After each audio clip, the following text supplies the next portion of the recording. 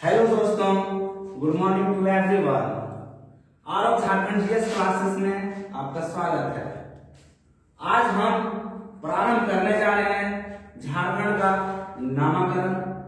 जैसे हमने आप लोगों को पिछले लेक्चर में बताया था कि झारखंड का इतिहास और झारखंड के इतिहास में झारखंड का हमने परिचय कराया कि झारखंड का निर्माण हुआ तो कैसे हुआ। ठीक है, तो मैंने पिछले अध्याय में बता दिया कि झारखंड का इतिहास में उसका परिचय करवाया और आज हमने झारखंड का नामकरण के बारे में चर्चा करना है।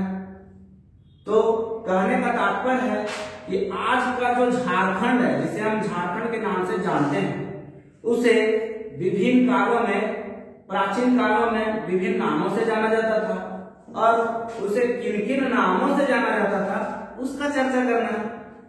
ठीक है, तो हमें क्या चर्चा करना है कि झारखंड को अतीत में, प्राचीन कालों में और जो दौर चला प्राचीन काल से अभी तक, इसमें झारखंड को किस किस नामों से जाना गया उसी के बारे में आज हम चर्चा करते हैं।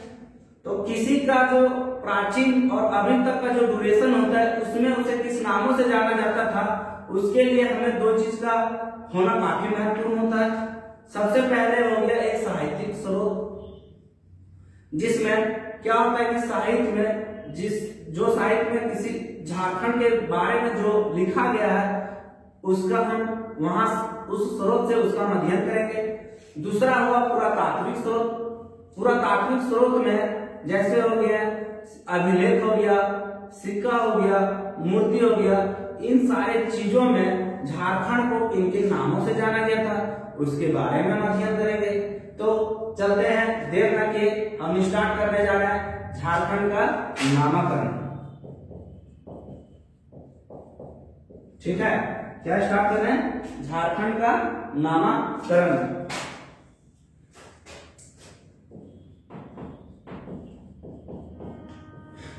तो झारखंड का जो नामकरण प्रारंभ करने जा रहे हैं उसमें सबसे पहले हम प्रारंभ कर रहे हैं साहित्यिक स्रोत।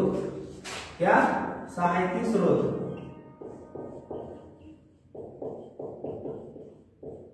साहित्यिक स्रोत में क्या होता है कि हमें धार्मिक साहित्य हो गया, गैर धार्मिक साहित्य हो गया, यूरोप का साहित्य हो गया, फारसी साहित्य हो गया, इसमें झारखंड को किन नामों से जाना गया है। तो सबसे पहले साहित्यिक स्रोत में आता है ऐतरेय ब्राह्मण। क्या आता है? ऐतरेय ब्राह्मण, जिसमें झारखंड को पुंड के नाम से जाना गया है। क्या उल्लेख किया गया? झारखंड को पुंड के नाम से उल्लेख किया गया है। तो किसमें? तो ऐतरेय ब्राह्मण में, इसमें ऐतरेय ब्राह्मण में झारखंड को पुंड के नाम से उल्लेख किया गया है, पहला। दूसरा आपका आता है वायु पुराण।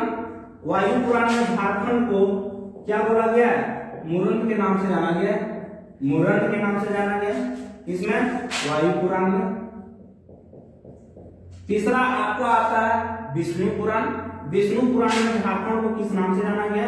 तो विष्णु पुराण में झारखंड को मुंड के नाम से जाना गया।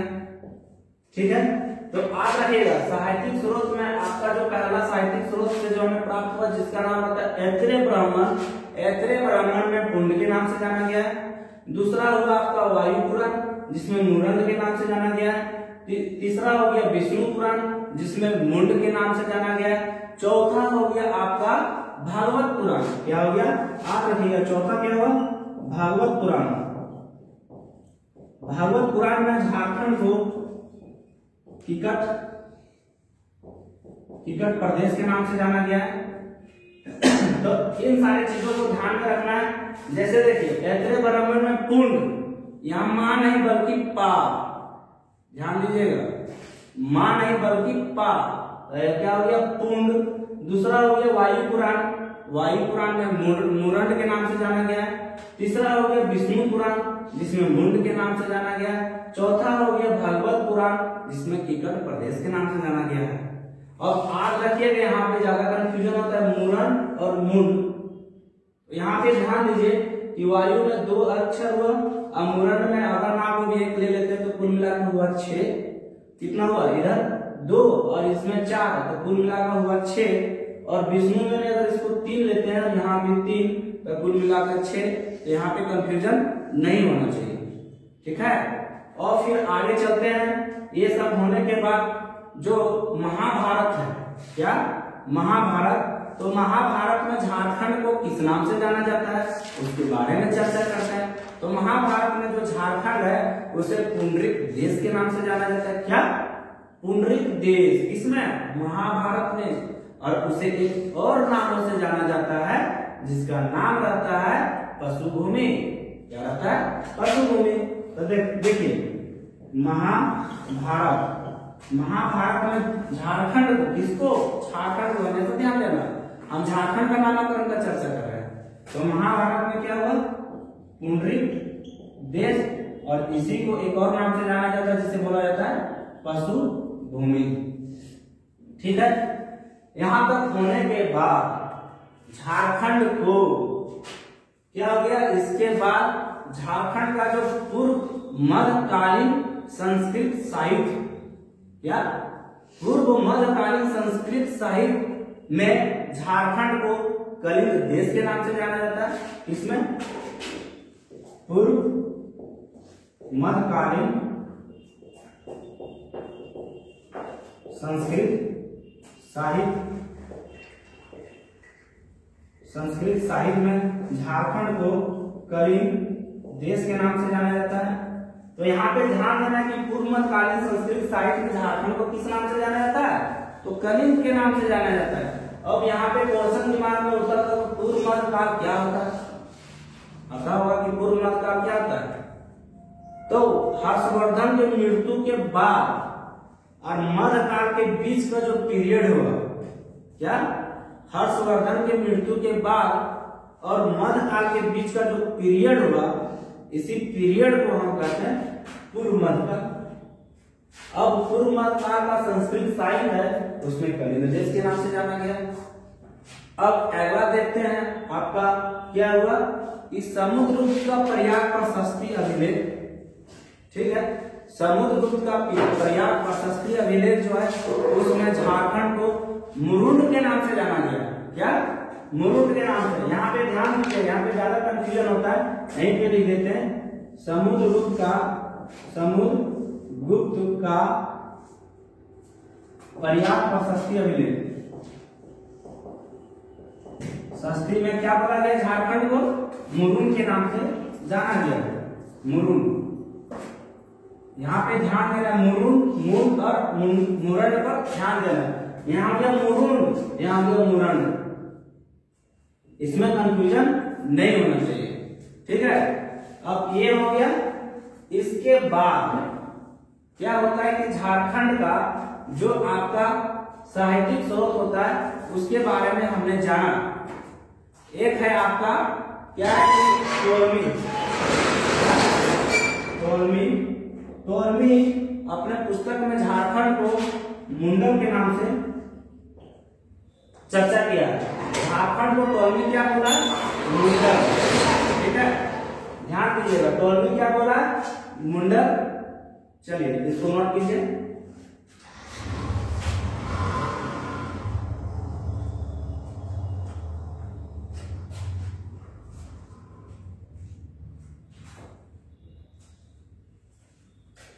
चलिए आप लोग नोट कर लिए होंगे, फिर प्रारंभ करते हैं दूसरा।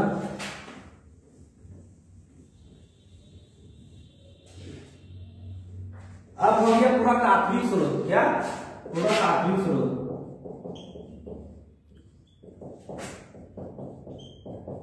पूरा तात्विक स्रोत में झारखंड का जो ताम्रपत्र प्राप्त हुआ कब?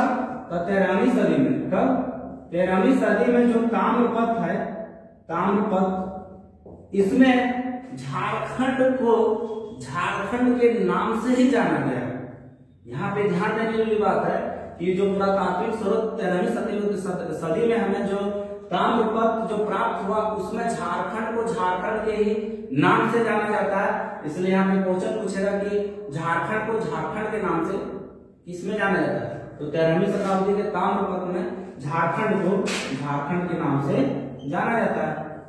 ठीक है, इसके बाद क्या होता है कि जब मध्यकाल का दौर आता है तो मध्यकाल में यहाँ पे जितने मुस्लिम इतिहासकार थे, ठीक है, मध्यकाल में मैक्सिमम क्या रहता है कि मुस्लिम इतिहासकार रहते हैं, और इन सारे मुस्लिम इतिहासकारों में से जो हम नाम बताने जा रहे हैं वे सारे मुस्लिम इतिहासकार जो अपने पुस्तक में वर्णन झारखंड के बारे में किया, वो झारखंड को झारखंड ही बोला।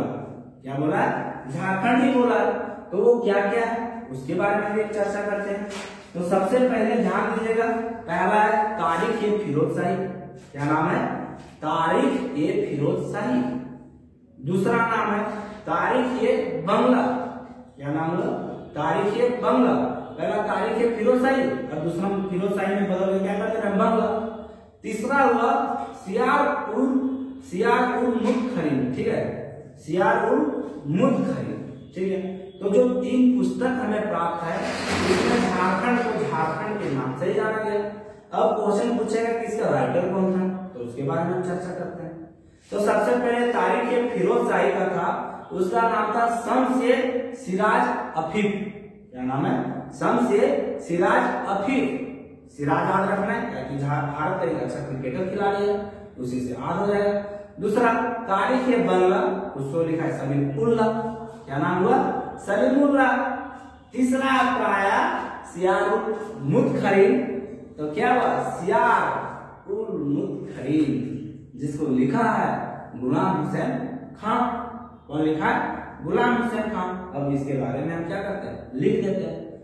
उसके बाद इसको पहले लिख देते हैं, उसके बाद फिर आगे बताते हैं। पहला क्या हुआ? तारीख ए फिरोज शाही। दूसरा क्या हुआ? तारीख ए बंगला। ठीक है। तीसरा हुआ सियार उल मुदखरीन। ठीक है, तो ये तीनों पुस्तक है, इसको लिखा कौन है? तो पहला क्या बोले? शम्स ए सिराज अफीफ। अफीफ ने क्या करना? अफीफ। ठीक है, सिराज से क्रिकेटर खिलाड़ी का नाम। दूसरा आपका तारीख ए बंगला में क्या बना, उसके बारे में चर्चा करना है कि तारीख ए बंगला को कौन लिखा है? तारीख ए बंगला, इसका नाम था सलीमुल्लाह। ठीक है, और तीसरा हुआ सियार उल मुदखरीन, जिसको लिखा है गुलाम हुसैन खान। ठीक है, तो तीनों का चर्चा हमने कर दिया कि मध्यकाल में जो मुस्लिम इतिहासकार थे वो मुख्यतः किस नामों से जानते थे? झारखंड को झारखंड बोले, लेकिन उसका चर्चा कहाँ पे हुआ? तो ये तीनों में हुआ।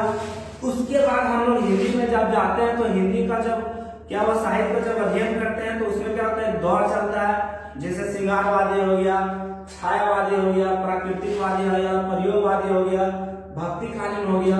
तो इसमें जो भक्तिकालीन का जो दौर रहता है उसमें झारखंड को झारखंड के नाम से ही जाना जाता है। और इसमें जो झारखंड को झारखंड लिखा अपने पुस्तक, अपना जो कवि है उसका नाम जो है वो पहला कौन है? कबीर। क्या नाम है? कबीर। और दूसरा नाम क्या है? मलिक मोहम्मद जैसी। ठीक है, तो ये झारखंड को झारखंड के नाम से चर्चा किया। क्या? झारखंड। और इसमें भी क्या हुआ? झारखंड। ठीक है, ये तो समझने वाली बात। फिर उत्तर वैदिक काल में, कहां पे?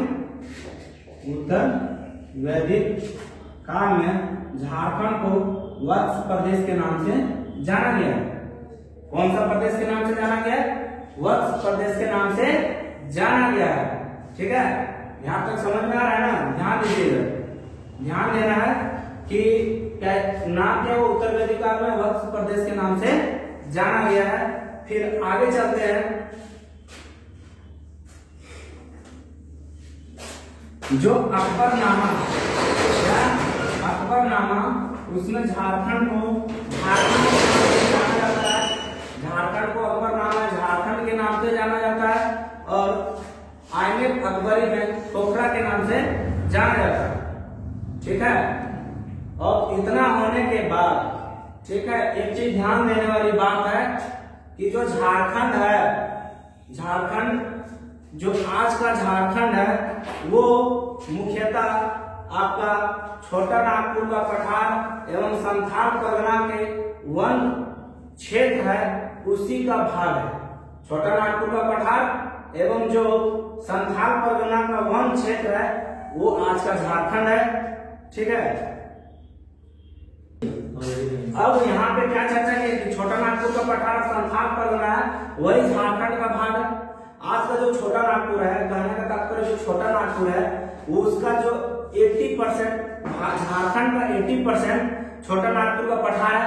इसलिए हमें छोटा नागपुर के बारे में जानना है कि उस छोटा नागपुर को प्राचीन कालों में अतीतों में किस नामों से जाना जाता था। तो सबसे पहले चर्चा करते हैं कि छोटा नागपुर पठार को जो फहियान था, कौन फहियान एक चीनी यात्री था, वो गुप्त वंश के चंद्रगुप्त द्वितीय के शासनकाल में आया था और वो जब झारखंड आया तो छोटा नागपुर को एक अपने यात्रा वृत्तांत है ठोकोक्वी या ठोकोक्वी, उसमें क्या बोला, टिकट लाड़ बोला है। क्या बोला है, टिकट लाड़।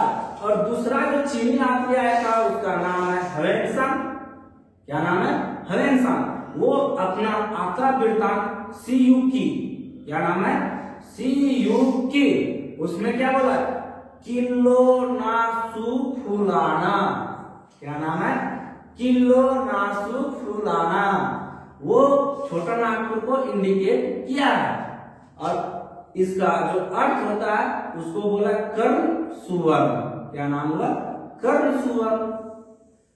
अब छोटा नागपुर का जो नामकरण था उसके बारे में हमने जाना कि क्या क्या बोला गया था, ठीक है। ह्वेनसांग हर्षवर्धन के शासनकाल में आया था। उसके बाद जो आज का रांची है, पहले उसे छोटा नागपुर पोखरा बोला जाता था, फिर पोखरा या पोखरा बोला गया, फिर उसे छोटा नागपुर को चुटिया नागपुर का नाम से जाना गया, फिर चुटिया नागपुर से छोटा नागपुर हुआ, छोटा नागपुर मतलब छोटा नागपुर, ठीक है। उसके बाद छोटा नागपुर से फिर छोटा नागपुर उसका नामकरण किया गया। और जब यहाँ पे ब्रिटिश आया, कब आया था, 1767 से 1833 ईस्वी तक जो रांची का क्षेत्र है उसे छोटा नागपुर के नाम से जाना गया। अब यहाँ पे क्या होता है, एक विद्रोह होता है, कोल विद्रोह, ठीक है। उसके बाद अंग्रेज को यहाँ की स्थिति को संभालना उतना आसान रहा नहीं था। यहाँ पे एक क्या आता है, एक आयुक्त आता है जिसका नाम रहता है, एक सर्जन आता है जिसका नाम रहता है विल्किंसन, जो यहाँ के आदिवासियों की स्थिति को देखता है, परखता है। यहाँ की संस्कृति को समझने के बाद आदिवासियों के हित में एक जो कानून लाता है, जो एक नया प्रशासनिक इकाई का गठन करता है, उसे बोला जाता है south west frontier agency. South west frontier agency मतलब क्या हुआ, साउथ मतलब दक्षिण पश्चिमी सीमांत एजेंसी, दक्षिण पश्चिमी सीमांत एजेंसी, ठीक है।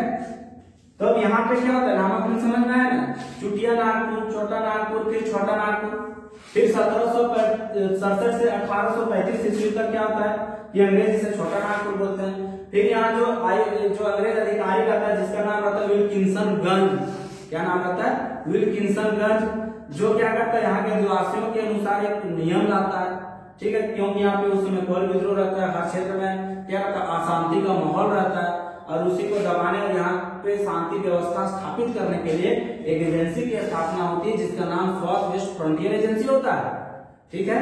अब इसका जो मुख्यालय रहता है तो इसी के नाम पे रखा जाता है जिसका नाम रहता है विल्किंसनगंज। क्या नाम रहता है, विल्किंसनगंज।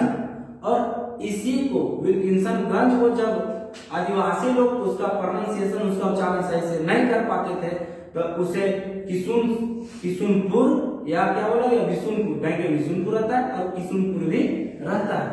तो क्या था 1900, फिर यहाँ पे 1934 ईस्वी में साउथ वेस्ट फ्रंटियर एजेंसी की स्थापना हो जाता है। अब हमने चर्चा किसके बारे में किया, छोटा नागपुर का पठार के बारे में किया। किसका, छोटा नागपुर का पठार। तो क्या हुआ, टिकट कहाँ बोला था, कौन, हरेंसा फहियान। फहियान क्या बोला, टिकट लाट। और हरेंसन क्या बोला? हरेंसन क्या बोला था? इसे किलो नासु खलाना, किलो नासु फुलाना। ठीक है, ये नामकरण किया। ये हो गया आपका फोको की, ये हो गया सीयू की, सोकन के नाम से जाना जाता है। अब हम चर्चा करते हैं संथाल परगना के बारे में। संथाल परगना का जो नामकरण प्राचीन कालों में हुआ था उसके बारे में हम चर्चा करते हैं कि क्या क्या बोला गया था। तो जो संथाल परगना है वो झारखंड में, जो झारखंड का जो निर्माण हुआ था वो आपका छोटानागपुर का पठार संथाल परगना से हुआ था। अब संथाल परगना को क्या बोला गया था? तो संथाल परगना को, किसको? संथाल परगना को सबसे पहले नारीखंड के नाम से जाना जाता है। किस नाम से? नारीखंड से। बाद में उसका नाम कांकजोल होता है। क्या नाम होता है? कांकजोल। अब जो चीनी यात्री ह्वेनसांग आया था हर्षवर्धन के शासनकाल में, वो संथाल परगना का जो राजमहल का क्षेत्र है उसे बोला था कि चिन कोइला। क्या बोला था? कि चिन कोइला के नाम से जाना जाता है। तो वो संथाल परगना को जो राजमहल क्षेत्र था उसे किची कोइला के नाम से जाना गया। राजमहल का नामकरण मध्यकाल में हुआ था। आज का जो राजमहल का जो क्षेत्र है वो आपका भागलपुर की तरफ पड़ता है, जो साहेबगंज हो गया वो पाकुड़ का जो एरिया पड़ता है। तो जो संथाल परगना का जो क्या हुआ, संथाल परगना का जो राजमहल का क्षेत्र हुआ, तो राजमहल का क्षेत्र, राजमहल का क्या बोला गया यहाँ पे? किची कोइला। इसको मिटाते हैं और फिर आगे लिखते हैं। जो आपका झारखंड है उसमें क्या हो गया, ये मैप अच्छा से ड्रॉ नहीं हो रहा है तो समझिए कि यहाँ पे संथाल परगना पड़ गया। अब संथाल परगना का यहाँ पर राजमहल का पहाड़ी, राजमहल का पहाड़ी, और ये भागलपुर का जो क्षेत्र हुआ, राजमहल का जो पहाड़ी हुआ और भागलपुर का क्षेत्र, इसी का नाम पड़ा दामिन ये को। क्या नाम पड़ा? दामिन ये को। समझ में आया? यही राजमहल से ऊपर वाला क्षेत्र, जैसे पाकुड़ हो गया, राजमहल हो गया, ये पाकुड़, राजमहल, दुमका, इन सारे क्षेत्रों को क्या बोला गया? दामिन ये को बोला गया। तो आज हमने चर्चा किया झारखंड का नामकरण प्राचीन कालों में और अभी तक का जो ड्यूरेशन था उसमें किन किन नामों से जाना जाता था। आप लोग इसे अच्छी तरीके से समझ गए होंगे। Thank you.